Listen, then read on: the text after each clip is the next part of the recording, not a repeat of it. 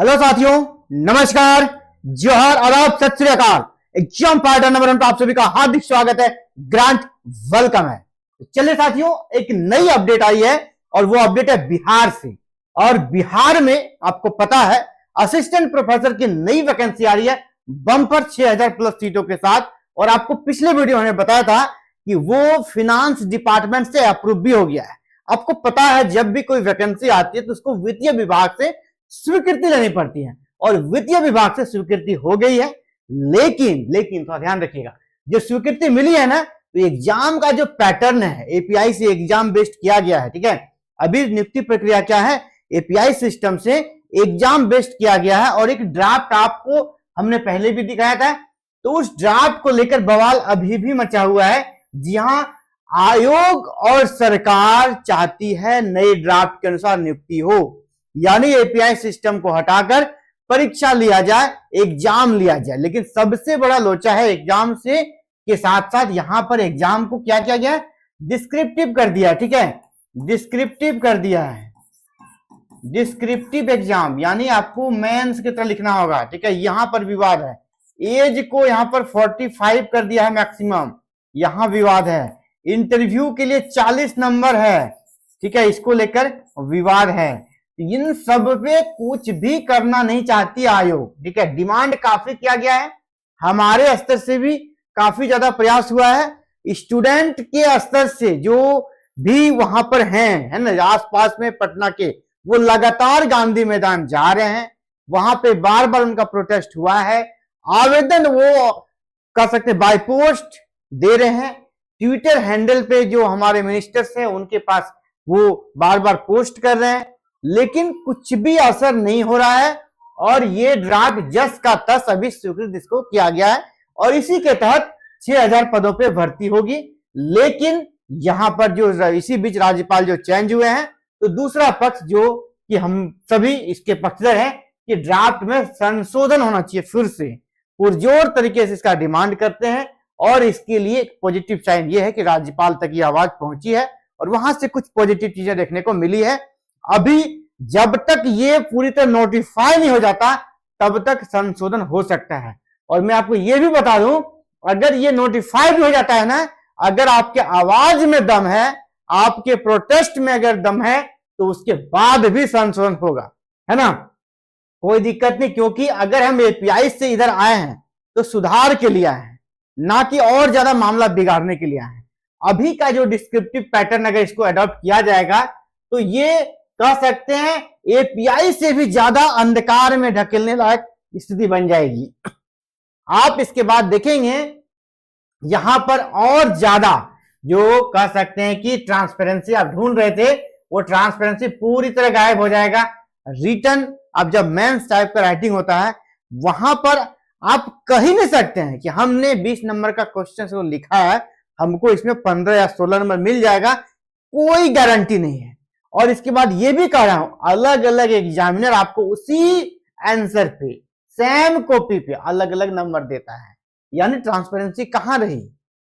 अभी MCQ based यहां पर डिमांड हो रहा है कि इसको एमसीक्यू बेस्ड किया जाए, ऑब्जेक्टिव किया जाए। ठीक है, अगर एमसीक्यू बेस्ड किया जाएगा, एमसीक्यू बेस्ड किया जाएगा तो यहां पर आप अगर बना के आए और आंसर मिला लिए, तो अगर आपका 100 में 70 सही है तो आप समझिए कि मेरा 70 नंबर आ रहा है, वो क्लियर है, 70 नंबर आ रहा है, आपको पता है, तो यहाँ ट्रांसपेरेंसी बनती है। इसीलिए एग्जाम, हर एक एग्जाम, आज हर बड़ा बड़ा एग्जाम क्या होता है, ऑब्जेक्टिव हो रहा है। तो यहां पर भी इसको ऑब्जेक्टिव करना ही चाहिए। अगर सब्जेक्टिव एग्जाम देगा तो वो नेट उसने क्यों पास किया, नेट तो पास किया ही है। ठीक है, जेआरएफ है, हर कोई, बहुत कोई जेआरएफ है, कोई पीएचडी करके आया है, या फिर अभी बैट का एग्जाम होने वाला तो बैट करके आएगा, तो फिर वो सब्जेक्टिव एग्जाम क्यों देगा, वो तो पात्रता परीक्षा पास कर लिया है। इसके बाद आपको लेना है तो फिर आप सिंपल सा स्क्रीनिंग टेस्ट लीजिए, एमसीक्यू बेस्ड होना चाहिए, यहां ट्रांसपेरेंसी ज्यादा होगी। मैक्सिमम एज 45 कर दिए हैं, इसके चलते 6 साल पुरानी भर्ती चल रही है, बहुत लोग ओवर एज हो गए हैं, उनकी परेशानियां हैं, इसको 55 करना चाहिए। और इंटरव्यू 40 नंबर, ये तो एक प्रकार से बैकडोर एंट्री का बहुत बड़ा रास्ता खोल दिया गया है। पिछले बार इंटरव्यू में आपके मात्र 15 नंबर थे, अब उसको बढ़ाकर सीधे यहां पर आप 40 कर दे रहे हैं, 40 कर दे रहे हैं। आप ट्रांसपेरेंसी ढूंढ रहे हैं कि ट्रांसपेरेंसी को खत्म करना चाह रहा है, ये समझना होगा आयोग को। और अभी एक अपडेट आप सभी को दिखाना चाहेंगे। अपडेट ये है कि मांग चल रही है, आप सबको इसमें लगना होगा, ठीक है। एग्जाम फाइटर में आपके साथ है। अभी देखिए ये यहाँ पर आवेदन राज्यपाल माननीय जो कुलाधिपति होते हैं उनके पास ये आवेदन गया है। सहायक प्राध्यापक नियुक्ति पर शोधार्थियों ने संशोधन की मांग की, ड्राफ्ट में संशोधन की मांग की है। और यहाँ पे जो रिसर्च स्कॉलर ग्रुप है जो कर सकते, ये लोग ज्यादा एपीआई प्रीफर करेंगे, ठीक है। तो इनके साथ भी है ना, एपीआई वाले भी एग्जाम बेस्ड को पसंद कर रहे हैं, लेकिन कौन सा, ऑब्जेक्टिव। यानी इस डिमांड पे एपीआई प्लस एग्जाम बेस्ड दोनों को मिलना होगा, ठीक है। दोनों अलग अलग नहीं है। अगर एग्जाम बेस्ड करने का निर्णय ले ही लिया गया है तो एग्जाम बेस्ड बहुत अच्छी कीजिए, ठीक है, लेकिन इसको ऑब्जेक्टिव कराने के लिए दोनों को मिलना होगा साथ में, ठीक है। ये जो रिसर्च स्कॉलर संघर्ष समिति ने राज्यपाल सचिवालय को भेजे गए ज्ञापन में बिहार के विश्वविद्यालयों में सहायक अध्यापक अधिसहायक प्राध्यापक अधिनियम 2025 में खामियां बताते हुए संशोधन की मांग की है। समिति का कहना है कि नियम समता, गैर भेदभाव और अवसर के मानकों पर खरा नहीं है। इससे गरीब, मजदूर, किसान तथा निम्न पूंजीपति वर्ग के मेहनतकश विद्यार्थियों को यहां पर नुकसान होगा।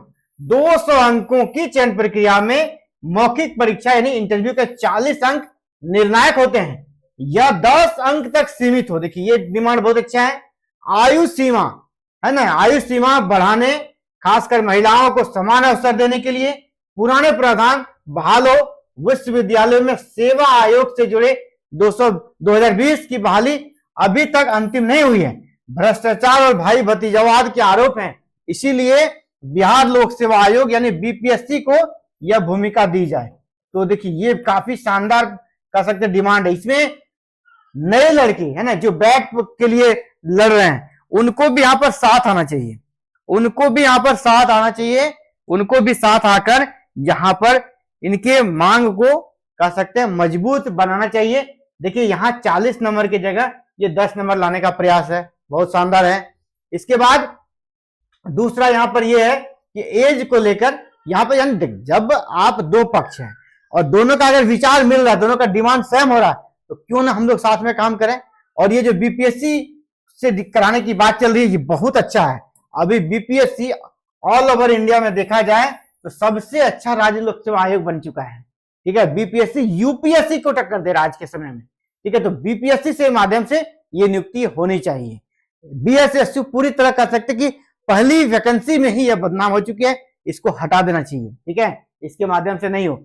सभी डिमांड्स को हम लोग एक देखते हैं यहाँ पे क्या क्या डिमांड है आपका। अभी देखिए 40 नंबर का जो इंटरव्यू है वो खत्म होना चाहिए। ये 40 नंबर का इंटरव्यू ये खत्म होना चाहिए। और ये डिमांड किसका है, दोनों का है, दोनों ग्रुप का है। जो एपीआई बेस्ड है उनका भी है और एग्जाम बेस्ड है उनका है। तो 40 नंबर के इंटरव्यू के लिए कितना डिमांड किया गया है, 10।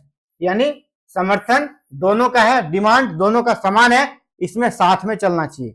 देखिए आप राजनीति में अलग अलग विचारधारा की पार्टियां साथ में मिलकर सरकार बनाती है और कॉमन मिनिमम प्लान जो बनाती है ना, उसी तरह यहां भी काम करना चाहिए, ठीक है। बीच का रास्ता अपनाना होगा, ठीक है, क्योंकि एग्जाम बेस्ड होना है ये तय है।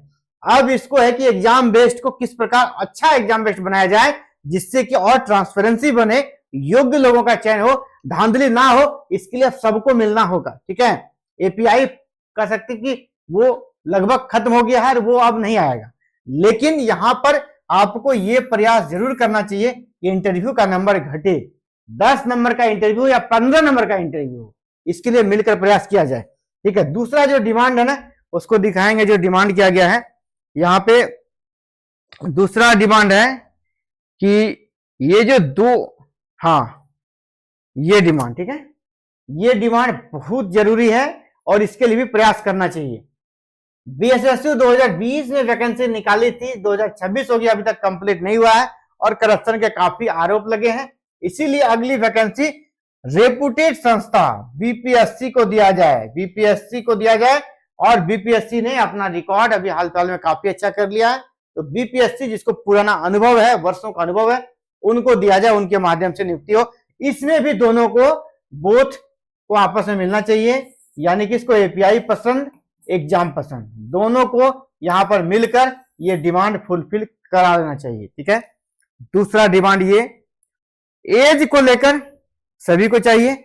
अधिकतम जो आयु सीमा है ना वो 55 जिस प्रकार पहले था, यहां भी 55 जो आयु सीमा, अधिकतम आयु सीमा 55 यहां पर किया जाना चाहिए। इसमें भी मिलकर प्रयास करना चाहिए कि अब मैक्सिमम एज जो है ना 55 किया जाए, जैसे पहले था। अभी फिलहाल क्या हो गया ना, उसको 45 किया गया है, तो 45 को नहीं बल्कि 55 पहले के तो होना चाहिए।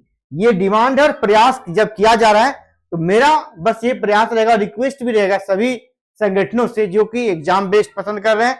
आपके लिए जो संगठन जहां पर ज्यादा यूथ ब्रिगेड है, ठीक है, और जो एपीआई बेस्ड पसंद करते हैं, दोनों का आपस में मिलकर जो संयुक्त डिमांड है, कॉमन प्लान है, उस पर साथ में जाइए, क्योंकि आपका संख्या बल आपके लिए बहुत सार्थक बनेगा और सरकार आपके संख्या बल से ही झुकेगी। आप अकेले अलग अलग जाइएगा, जिस पर कांग्रेस क्या करता था, फूट डालो और राज करो, एपीआई वाला अलग ग्रुप, एग्जाम वाला अलग ग्रुप, और सरकार इसका फायदा उठाएगी। सरकार किसी का बात नहीं सुनेगी, ना ही एपीआई वालों का और ना ही एग्जाम वाले का। इसलिए आपस में समय यही है, समय की नजाकत को समझिए, आप सब मिल जाइए और जो कॉमन प्लान है ना उस पर काम कीजिए। जो 3 प्लान पे इंटरव्यू 10 से 15 नंबर का हो, मैक्सिमम एज 55 हो और एग्जाम ऑब्जेक्टिव हो, ये 3 डिमांड फुलफिल करा लेना है, मिलकर करा लेना है। एग्जाम फाइटर नंबर 1 आपके लिए आवाज उठाता रहेगा। इन 3 डिमांड के लिए हमेशा आपके साथ है, जहां तक सहयोग होगा हमेशा सहयोग करेंगे। तो बस आप सभी से रिक्वेस्ट रहेगा कि आप सभी इस मुद्दे पे मिल जाइए, ठीक है, मिलकर प्रयास कीजिए, संयुक्त प्रयास कीजिए और इसको सफल बनाइए। सरकार तभी झुकेगी अगर आप अलग डिमांड लेके जाएंगे, दूसरा पक्ष फिर दूसरा डिमांड लेके जाएगा तो डिमांड पूरा नहीं होगा।